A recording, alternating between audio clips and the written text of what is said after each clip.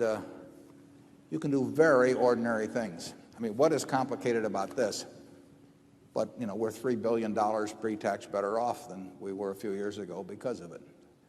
There's nothing that I know about that product or its distribution system, its finances, or anything that really hundreds of thousands or millions of people aren't capable of, that they don't already know. They just don't do anything about it.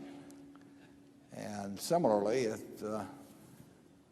if you get into some complicated business, you can get a report that's 1,000 pages thick, and you got PhDs working on it, but it doesn't mean anything. What you've got is a report, but you won't understand that business, what it's going to look like in 10 or 15 years. The big thing to do is avoid being wrong. There's some things that are so intrinsically dangerous. Another of my heroes is Mark Twain, who looked at the promoters of his day, and he said, "A mine is a hole in the ground owned by a liar." And that's the way I've come to look at projections. I mean, basically, I can remember Warren and I were offered $2 million worth of projections once in the course of buying a business, and the book was this thick, and for nothing. And we were given it for nothing, and we wouldn't open it.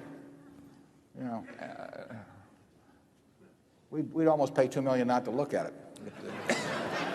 I mean, it's ridiculous. I do not understand why any buyer of a business looks at a bunch of projections put together by a seller or his agent. Or his agent.